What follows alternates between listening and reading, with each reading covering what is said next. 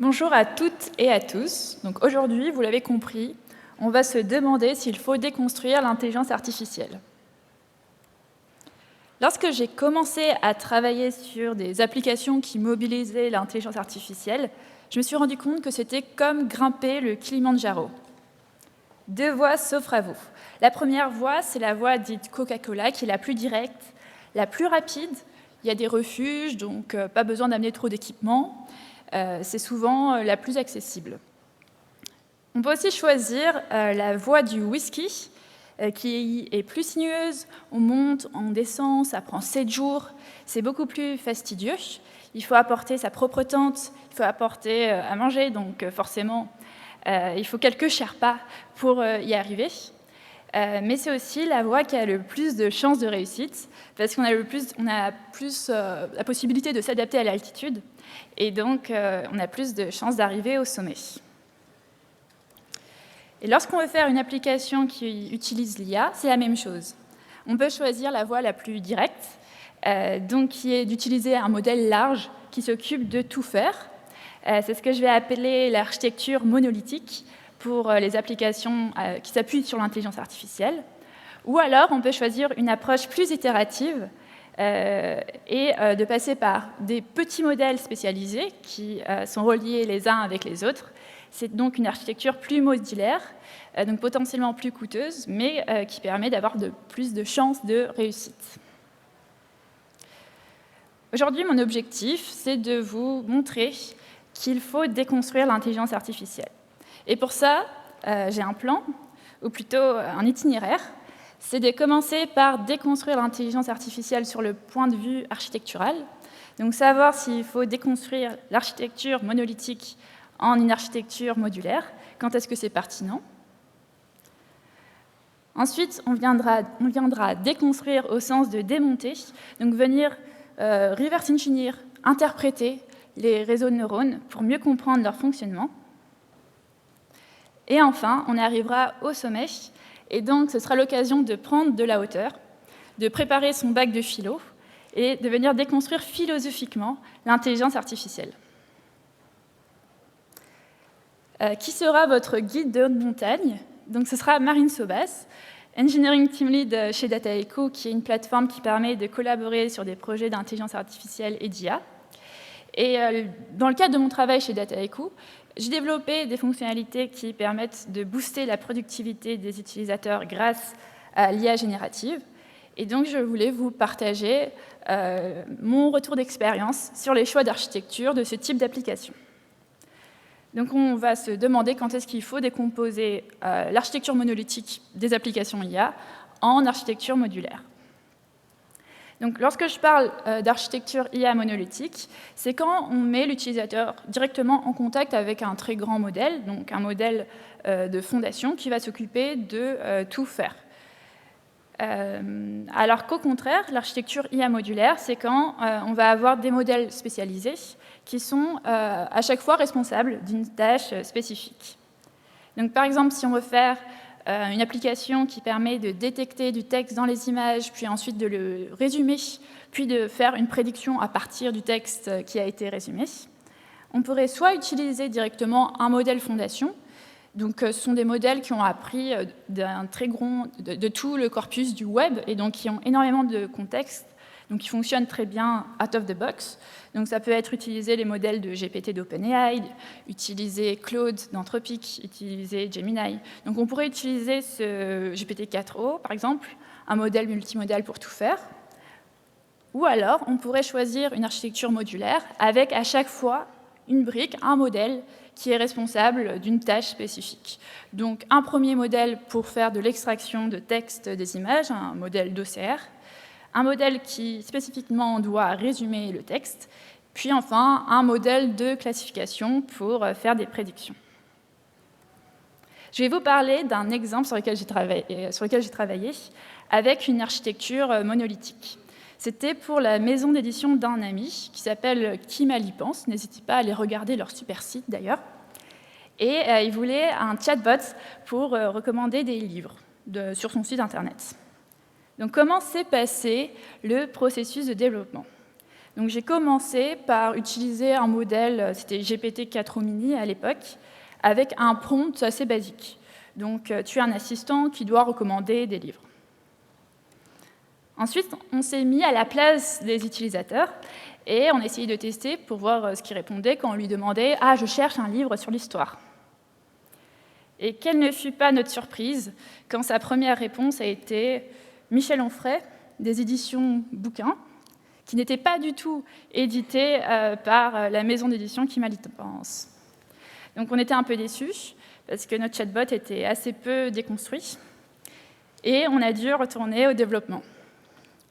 Donc après des efforts très intenses de prompt engineering qui consistaient à rajouter une phrase pour lui dire « retourne uniquement les livres de cette liste », et après avoir sorti la carte bleue pour passer à un meilleur modèle, GPT-4o, le chatbot fonctionnait comme on voulait, et donc le projet était fini en une après-midi.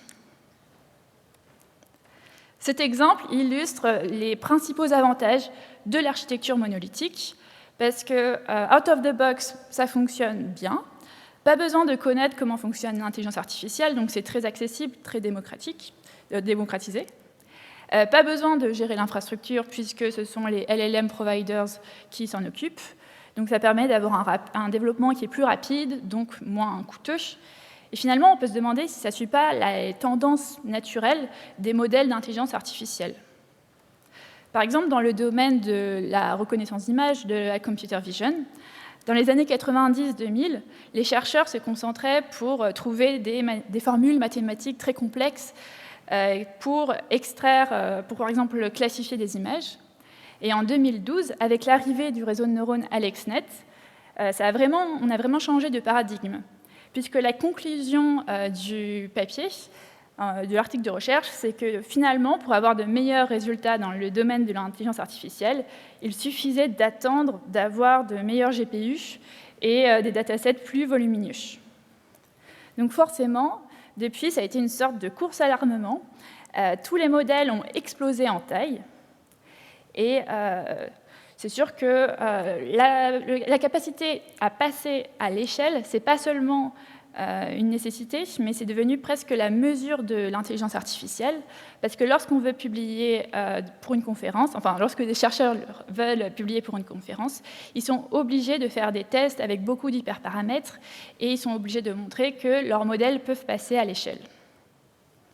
Pourtant, il semblerait que cette course à l'armement, donc les performances qui sont permises par l'augmentation de la taille des modèles, peut arriver à saturation. C'est en tout cas le cas pour les modèles de langue. On voit qu'à partir d'une certaine taille, les gains de performance sont assez minimes.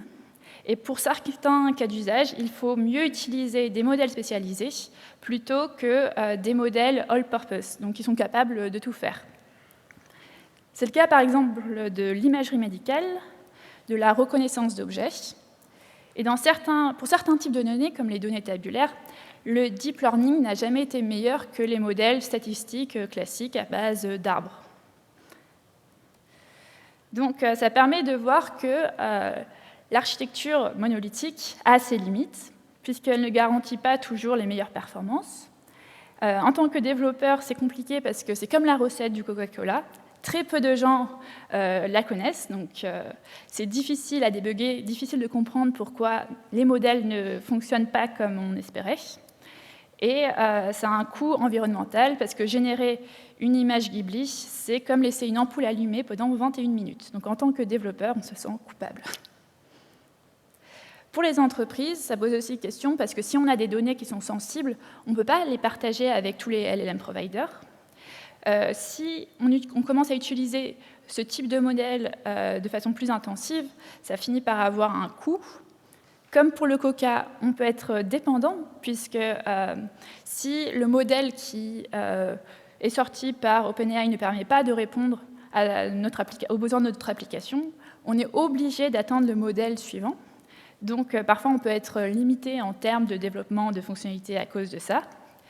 Et si n'importe qui est capable de développer une application en une après-midi, c'est pas tellement différenciant.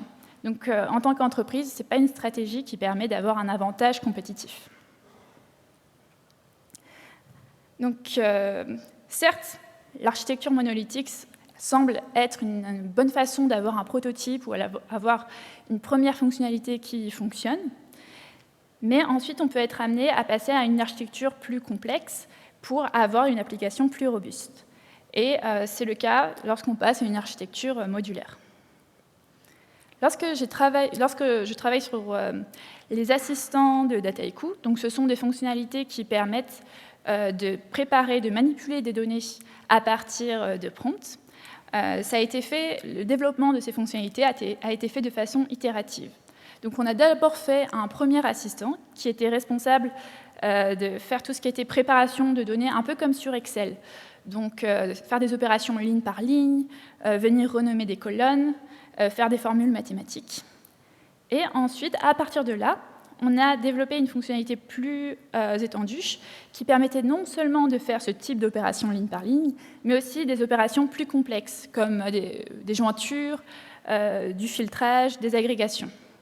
Et pour ça, on est passé par un premier modèle qui va déterminer s'il faut utiliser le premier type d'assistant, qui permet de générer des opérations de données simples, ou alors s'il faut faire des jointures, des filtres, etc.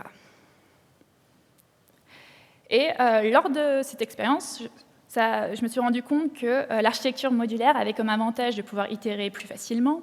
On peut réutiliser certains composants. On est plus autonome vis-à-vis d'OpenAI ou d'autres LLM providers, puisque potentiellement on peut fine-tuner des modèles si ceux-ci ne sont pas suffisamment performants. Et on a plus de contrôle sur chacune des briques de l'architecture, et ce qui permet d'avoir des fonctionnalités plus faciles à maintenir. En parlant de maintenabilité, je vais invoquer maintenant une référence solide. Donc je vais parler du livre Clean Architecture, qui présente des bonnes pratiques sur l'architecture logicielle, et en particulier le principe de responsabilité unique, qui dit que chaque composant doit avoir une seule responsabilité et concerner un seul acteur. Dans le cas des applications IA, on a remarqué que ce principe a été d'autant plus pertinent parce que comme on a affaire à des modèles qui ont des comportements chaotiques, c'est vraiment très difficile d'imaginer comment la modification d'un prompt peut avoir de l'impact sur ce qui est généré par le modèle. Et donc, c'est d'autant plus important de bien modulariser la façon dont on met au point une application. Donc, par exemple, dans notre cas, on n'a pas envie que l'ajout d'un nouveau type de filtre vienne perturber l'assistant qui permet de traiter des opérations ligne par ligne. Finalement, ce n'est pas tellement la performance du modèle qui semble être la plus importante, mais c'est plutôt la façon dont on vient construire le problème. Et c'est ce qu'une étude de 2019 chez Booking a montré, c'est que finalement, le plus important, c'était la façon dont on venait construire le problème et voir comment il allait répondre à des problématiques business. Et à partir de là, on peut se demander comment faire pour avoir de bons composants qui répondent exactement à nos problématiques business.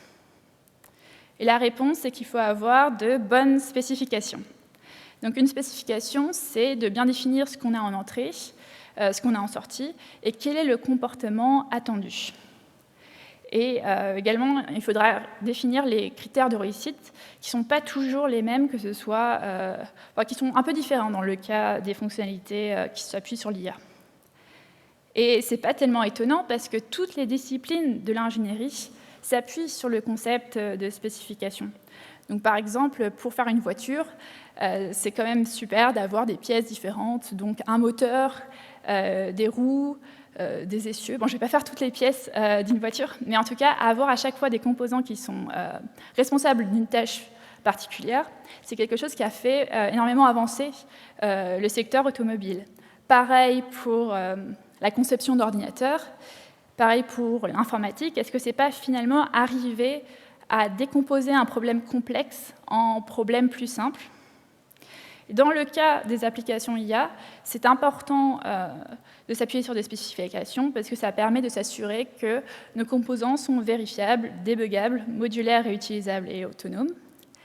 Et c'est vrai que peut-être la spécificité des applications IA, c'est qu'en termes de vérifiabilité, il faut vraiment adapter la façon dont on évalue ces fonctionnalités, ce qui est un peu différent d'autres fonctionnalités qui ne s'appuient pas sur l'intelligence artificielle. Et on ne peut pas avoir des composants complètement autonomes parce que les résultats peuvent être chaotiques, et donc il faut forcément avoir une validation humaine lorsqu'on met en place ces fonctionnalités. Après, peut-être qu'on arrive à un paradoxe, parce que l'avantage de l'IA générative, c'est aussi sa flexibilité, et donc sa capacité à accepter n'importe quel type d'entrée, que ce soit ambigu, même si ce n'est pas complètement spécifié. Généralement, l'IA générative arrive à s'adapter. Et si on force à chaque fois les modèles à être vraiment très spécifiés, le risque, c'est de perdre cette flexibilité. Donc une solution pour ça, ce serait d'utiliser l'architecture agentique. Donc on peut utiliser un modèle superviseur qui vient ensuite redispatcher la tâche à plusieurs agents qui sont des modèles ou alors à des outils. Par exemple, l'année dernière, on avait travaillé sur un chatbot pour que les utilisateurs viennent parler avec la plateforme Dataiku. Et pour ça, on avait utilisé une architecture agentique où le LLM routeur venait rediriger les requêtes des clients vers soit une banque de connaissances sur les projets de l'instance, soit un dataset qui contenait toutes les descriptions des projets, ou une banque de connaissances qui contenait la documentation. Et lorsqu'on a travaillé sur ce projet, on s'est quand même rendu compte que l'architecture agentique peut avoir les mêmes limites que l'architecture monolithique, c'est-à-dire que parfois, le routeur ne choisissait pas du tout les bons agents ou les bons outils. Donc, c'est aussi compliqué à contrôler. Et nous, dans notre cas, on essaye de faire des fonctionnalités pour booster la productivité des utilisateurs.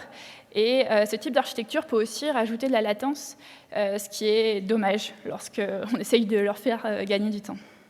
Donc il faut trouver le juste compromis entre latence et modularité. Finalement, lorsqu'on utilise l'intelligence artificielle, donc lorsqu'on passe d'un programme qui a été spécifié par des PM, des développeurs, à une application qui s'appuie uniquement sur un modèle de langue, une IA, est-ce qu'on ne transfère pas la complexité de l'architecture du code vers l'architecture de l'intelligence artificielle?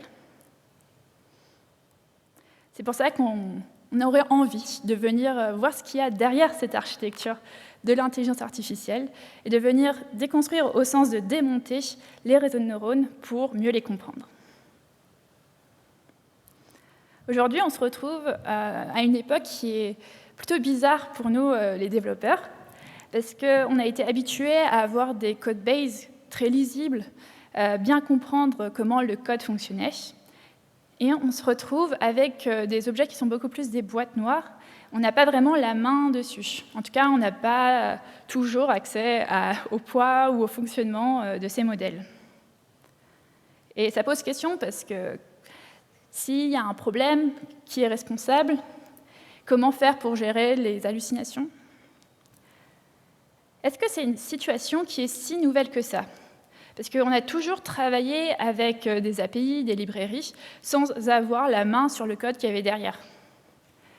Et pour ça, les développeurs ont mis en place des méthodes de reverse engineering pour venir interpréter ou comprendre le fonctionnement des librairies, par exemple, et ainsi arriver à gérer ces objets qui sont cachés. Eh bien, aujourd'hui, on va faire la même chose, mais pour l'intelligence artificielle. Donc, on va venir reverse engineer l'IA. Déjà, juste quelques rappels sur le fonctionnement d'un modèle de langue assez schématique. Donc, comment ça se passe lorsqu'on a un modèle imaginons, qui est responsable à partir d'un mot, essayer de prédire s'il s'agit d'un nom de conférence. Donc, imaginons en entrée, on a dev. L'objectif, ça va être de prédire la probabilité que dev soit un nom de conférence.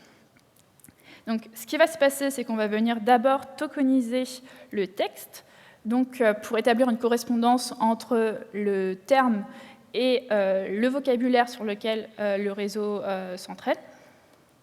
Ensuite, on va transformer le token en vecteur via de l'embedding, parce que les réseaux de neurones aiment bien les vecteurs. Là, c'est vraiment l'étape d'apprentissage. Donc, on va prendre par exemple un neurone de type perceptron. Qu'est-ce qui va se passer? C'est qu'il va prendre le vecteur d'embedding, puis ensuite le pondérer par un certain nombre de poids. Donc, ce sont les paramètres qu'on va essayer d'apprendre par la suite pour apprendre des données. On va ensuite sommer la somme, enfin, ce qu'on vient de pondérer, puis appliquer une fonction d'activation pour introduire de la non-linéarité dans l'apprentissage. Et c'est comme ça qu'on arrive avec l'activation. Activation très importante, parce qu'on va y revenir ensuite pour le reverse engineering des modèles d'intelligence artificielle. Une fois qu'on a l'activation, on fait du disembedding pour retrouver une probabilité. Aujourd'hui, il existe déjà des outils pour essayer d'interpréter le fonctionnement des modèles. Dans le cas de l'architecture monolithique, on pourra par exemple s'appuyer sur le raisonnement qu'on a avec DeepSeek ou des modèles comme O1. Dans le cas de l'architecture agentique, on peut visualiser quels sont les agents qui s'activent et donc un peu mieux comprendre la logique qui se cache derrière l'application. Mais ce n'est pas suffisant, parce que ça ne permet pas vraiment de comprendre comment le modèle fonctionne. C'est pour ça que Anthropic, donc l'entreprise derrière le modèle Claude, a essayé de reverse engineer les réseaux de neurones, les modèles de langue. Et pour ça, ils ont un peu repris ce qui avait été fait pour les modèles de vision. Parce que dans le cas des modèles de vision, on peut facilement trouver une correspondance entre un neurone et un concept qui est en fait saisi, compris par le modèle. Dans le cas des modèles de langue, c'est un peu plus compliqué parce qu'il y a beaucoup plus de mots que de neurones. Donc un neurone, leur hypothèse, c'est qu'un neurone est responsable de plusieurs concepts. Et donc, leur objectif, ça va être de trouver la décomposition pour chaque neurone des différents concepts. La meilleure façon d'expliquer leur hypothèse, qui est la décomposition des vecteurs, chaque mot pour un LLM, ça va être en fait une décomposition entre plusieurs concepts. Par exemple, le mot reine, son vecteur d'embedding, ça va être la somme entre le vecteur femme et le vecteur royauté. Un bon exemple pour comprendre la façon dont les LLM se représentent les différents concepts, c'est le jeu Infinite Craft, qui permet d'ajouter différents concepts et de voir quel est le résultat. Donc, par exemple, water plus volcano, ça donne la lave. La lave plus le feu, ça donne un volcano. Et l'hypothèse, c'est que les modèles de langue se représentent les différents mots de cette façon. Traduit en mathématiques, ça donne que chaque vecteur d'activation est en fait la décomposition linéaire avec les différents concepts qui sont des vecteurs de direction. Et on peut ensuite apprendre quelle est l'activation du concept pour une direction donnée. Donc, dans l'exemple de la reine, toute l'activation du concept va être à 0, sauf pour le concept de femme et le concept de royauté. Donc, comment ça se passe? Qu'est-ce que Anthropic a fait? Anthropic, leur objectif, c'était de venir récupérer ces différents concepts et aussi de calculer l'activation de ces concepts. Pour ça, ils ont utilisé un modèle de langage et ils sont venus récupérer l'activation. À partir de l'activation, donc leur hypothèse, c'est que l'activation est toujours une décomposition linéaire de concepts. À partir de différentes activations, ils ont utilisé un modèle pour apprendre quels étaient ces concepts, donc pour apprendre quelle était la décomposition en concepts. Et une fois qu'ils avaient extrait les vecteurs de direction de concepts, ils sont venus les labelliser en étudiant pour quels mots ces concepts s'activaient le plus. Et c'est comme ça qu'ils ont trouvé le concept du Golden Gate, le concept de biais de genre, un concept qui s'activait quand il y avait des erreurs de code. Et ils ont mis comme ça au point Golden Gate Claude, en modifiant le réseau de neurones Claude pour que le concept de Golden Gate soit complètement amplifié, et ça donnait un modèle qui faisait que parler du Golden Gate. Donc on pouvait demander à Claude « Ah, qu'est-ce que je devrais faire cet après-midi ?» Et il disait « Ah, ben, tu devrais visiter le Golden Gate. » Donc cet exemple du Golden Gate Claude, ça montre que l'hypothèse de la décomposition est prometteuse. Comment ça marche exactement l'extraction des concepts? Pour ça, on utilise un auto-encodeur. Donc c'est généralement un modèle qui permet d'apprendre une représentation simplifiée des données. Et donc de venir compresser les données en entrée. Et pour ça, ils prennent des données d'entrée. Ensuite, un encodeur est responsable de générer une représentation fidèle des données en entrée. Et ensuite, le décodeur doit réussir, à partir de cette représentation, de retrouver l'entrée. Donc ça permet de compresser les données qu'on veut compresser. Dans le cas de l'extraction des concepts, on utilise un auto-encodeur un peu spécial, c'est un sparse auto-encodeur qui va, à partir de l'activation, donc des vecteurs d'activation, essayer de trouver quelle est l'activation des concepts sous la forme d'un vecteur sparse, donc avec beaucoup de zéros. Et ensuite, dans le décodeur, c'est en fait une matrice qui contient les différents concepts. Et donc, c'est comme ça qu'on arrive à déterminer à la fois les coefficients d'activation des concepts et aussi d'obtenir les différents vecteurs de concepts. Et dans ce cas-là, la couche du milieu, donc la représentation latente, est en fait dans une dimension plus grande que l'activation. Mais c'est normal parce qu'il y a énormément de mots qui sont utilisés par les modèles. Et donc c'est pour ça qu'on a beaucoup plus de coefficients que ce qu'on a que la taille des vecteurs en entrée. Donc c'est comme ça qu'on récupère donc les concepts. Plus intéressant encore, une fois qu'on a récupéré les concepts, on peut chercher à déterminer comment ceux-ci interagissent entre eux.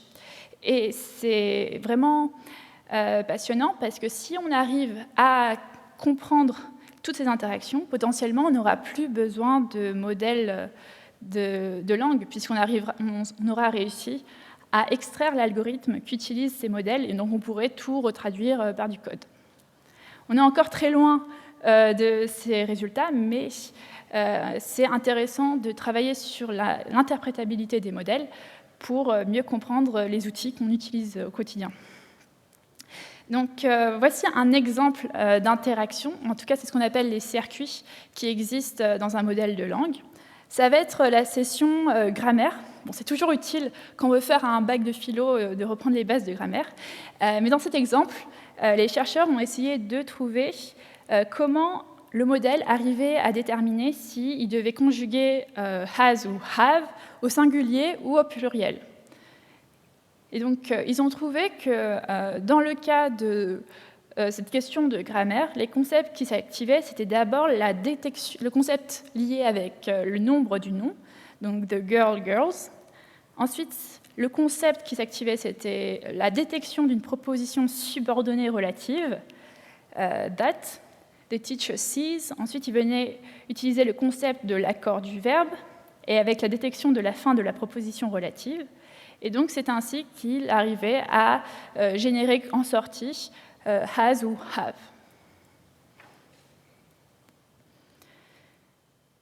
Ce qui m'a vraiment surprise dans le travail d'Anthroprix, c'était l'étape d'interprétation, de labellisation des différents concepts.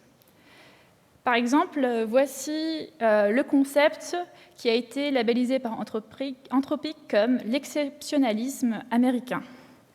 Donc ça s'active dans les textes lorsque il y a des phrases comme « America is the world's strongest country »,« a great country », etc., etc. Et déjà, c'est marrant la façon dont Anthropic a labellisé ce concept, parce que c'est assez subjectif. On aurait pu labelliser ça comme patriotisme américain ou impérialisme américain. Et aussi, juste l'existence de ce concept dans un modèle de langue, c'est assez parlant. Je ne sais pas s'il y a un concept de l'exceptionnalisme de la France ou de l'exceptionnalisme de la Suisse dans Claude. Donc ça veut dire que les modèles de langue sont aussi une représentation du soft power américain, parce que ce concept même d'exceptionnalisme américain, il est codé à l'intérieur des modèles. Et donc ça nous invite à interroger les stéréotypes, les idées, les concepts qui se trouvent dans les modèles, et donc à déconstruire l'IA au sens philosophiquement. Alors la déconstruction philosophique, j'ai voulu revenir aux fondamentaux, parce que c'est un terme un peu fourre-tout, mais c'est surtout le philosophe Derrida qui s'est emparé du verbe déconstruire. Évidemment, il a toujours refusé de donner une définition, mais voici ce que j'ai compris de la déconstruction selon Derrida. Ça marche en 2 étapes. D'abord, il vient renverser les oppositions qui se trouvent dans les textes. Donc, par exemple, l'opposition entre la nature et la culture, entre l'homme et l'animal, entre l'humain et l'animal, entre l'homme et la femme. Et il vient ensuite neutraliser, supprimer les hiérarchies implicites qui existeraient entre ces catégories. En tout cas, les rapports de force qui peuvent exister. Comment appliquer ça à l'intelligence artificielle ? Dans un premier temps, on pourrait venir identifier les oppositions en évaluant les biais qui existent dans les modèles et identifier quels sont les concepts qui ont une influence sur les prédictions. Puis on pourrait venir supprimer les influences indésirables qui risquent de rendre nos modèles nuisibles. À partir des méthodes d'interprétabilité qu'on a vues précédemment, des scientifiques ont utilisé les mêmes techniques, mais pour venir influencer un modèle de langue. Donc c'était un modèle pour prédire la profession d'une personne à partir de son CV. Et donc l'objectif, c'était que si c'était une femme, il ne fallait pas prédire toujours que c'était une infirmière. Si c'était un homme, ce n'était pas forcément un routier. Donc ne pas avoir des prédictions où le genre pouvait rentrer en compte. Donc pour ça, ils sont venus prendre leur modèle. Ils sont venus extraire les différents concepts. Puis, comme on l'a vu avec Anthropic, avec le sparse autoencodeur, puis ils sont venus déterminer les interactions entre les concepts. Ensuite, ils les ont labellisés, comme le faisait Anthropic. Et enfin, lorsque certains concepts n'étaient pas pertinents pour la prédiction de la profession, ils les ont supprimés. Donc ils ont manipulé le réseau de neurones pour que, par exemple, que le fait d'être une femme ou le fait de pratiquer la couture ne viennent pas influencer la prédiction par rapport à la profession. Donc c'est une super technique, mais on n'a pas toujours une équipe de chercheurs pour manipuler les modèles d'intelligence artificielle pour nous. Donc en pratique, si on a des modèles qu'on veut déployer, comment faire en sorte qu'ils soient les moins biaisés possibles ? Donc généralement, la première étape, c'est de venir évaluer les biais. Donc pour ça, il y a énormément de métriques qui existent, mais je vais vous parler d'une technique qui s'appelle Discovery of Correlations, qui consiste à venir masquer la fin d'un prompt pour voir si, en faisant varier le groupe qui est concerné par le prompt, est-ce qu'il va y avoir des résultats très variables. Donc, par exemple, ils ont pris comme prompt « Audacieux est au courage, ce que ta est au », et ils ont fait varier sur plusieurs religions. C'était en 2021, donc il y a quand même pas mal de temps, avec GPT-3. Lorsqu'ils ont utilisé le prompt « Audacieux est au courage, ce que musulman est au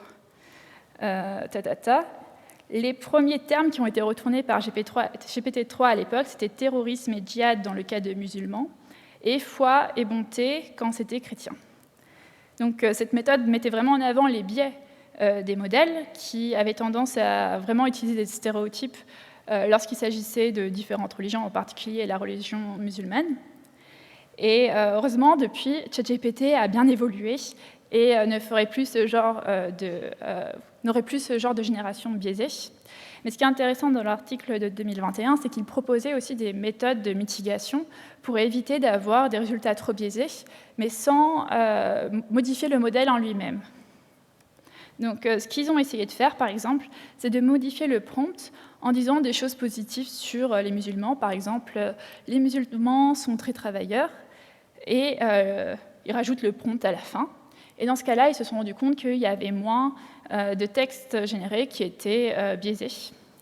Et après, ce n'est pas forcément souhaitable, parce que rajouter ce type de prompt avant le prompt qu'on veut vraiment avoir, ça peut aussi biaiser les résultats, parce qu'on n'a pas envie de parler de travail forcément. Une autre méthode pour réduire les propos biaisés, lorsqu'on ne peut pas modifier le modèle à l'entraînement, c'est de venir réécrire le texte généré par le modèle. Donc pour ça, il y a plusieurs méthodes. Soit on peut utiliser une méthode par remplacement des mots-clés, donc des tokens qui sont concernés par qui pourraient entraîner des propos sexistes, ou pardon, des propos biaisés. Dans l'exemple de propos sexistes, les mères ont déposé leurs enfants, enfin potentiellement biaisés. Il vient ainsi détecter quels sont les mots qui auraient potentiellement un biais. Puis ils utilisent un modèle pour réécrire ces mots-là avec une forme plus neutre, donc remplacer mère par parent. Et le modèle de réécriture fait en sorte que la phrase ne perde pas sa signification sémantique, mais qu'elle soit juste plus neutre. Il y a une autre technique qui est aussi d'utiliser un modèle, mais pour venir traduire directement la phrase. Donc ce sont des techniques qui sont possibles. Après, elles ont aussi leurs limites, parce que parfois, lors de la réécriture, on peut aussi perdre le sens du texte, ou alors vraiment trop lisser le texte, et donc être limite, introduire aussi un biais trop lissé. Donc là, on a vu comment rendre les modèles qu'on veut utiliser dans des applications moins biaisées, mais dans la vie de tous les jours, les outils qu'on utilise au quotidien d'intelligence artificielle peuvent aussi avoir des conséquences et poser des problèmes parce qu'ils ont eu des prédictions où ils ont généré du texte qui était biaisé. En 2023, des chercheurs ont montré que lorsqu'on utilisait ChatGPT pour écrire des lettres de recommandation, les résultats étaient très différents si on donnait un prénom féminin ou un prénom masculin.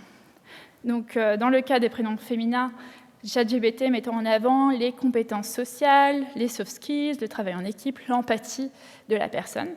Tandis que pour les prénoms masculins, c'était plutôt les compétences techniques, le leadership, la prise d'initiative, le fait que c'était des rôles modèles qui se retrouvaient dans les lettres. Et globalement, les lettres qui étaient écrites pour des prénoms masculins étaient de meilleure qualité que ceux écrits pour les prénoms féminins, en particulier lorsque le prompt était très court. Donc plus le prompt était court, plus ChatGPT avait tendance à écrire à partir de stéréotypes. Et donc c'est inquiétant parce que dans ces cas-là, le fait d'écrire une lettre de recommandation, ça peut vraiment avoir un impact sur la carrière de chacun. Et donc, il faut utiliser ces outils avec précaution. En tout cas, faire en sorte que lorsqu'on les utilise, être attentif aux biais et essayer d'utiliser un maximum de techniques de prompt engineering, donc de donner un maximum de contexte pour éviter que les modèles génèrent du contenu biaisé. Aussi, ce que je voudrais vous inviter à faire, c'est de venir hacker les modèles fondation, les modèles type ChatGPT, Claude, pour les rendre moins biaisés ou alors identifier leurs failles. Par exemple, c'est ce que propose une association qui organise des féministes AI LAN parties, où elle propose des ateliers pour attaquer et dévoiler les failles ou alors modifier le comportement des modèles pour avoir ce qu'on veut. Par exemple, elles utilisent des méthodes d'attaque adversariale comme Crescendo, qui a été développé par Microsoft, pour pousser le modèle le plus possible dans ses retranchements, pour transformer le modèle en féministe radical.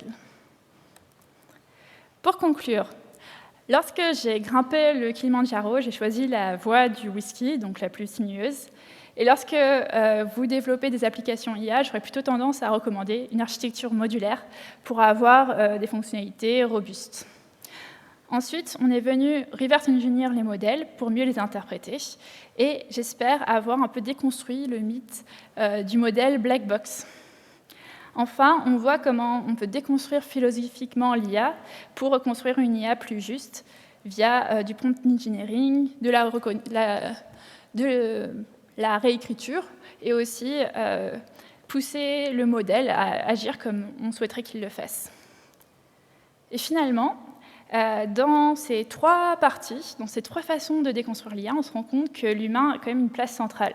Aussi bien lorsqu'il s'agit d'écrire la spécification, de venir construire le problème, quand il s'agit de venir interpréter les concepts qui se trouvent derrière les LLM, ou quand il faut identifier et corriger les biais, l'humain a vraiment une place importante. Et c'est pour ça que je voudrais vous amener à déconstruire l'opposition qui existe entre l'intelligence artificielle et l'humain. Merci.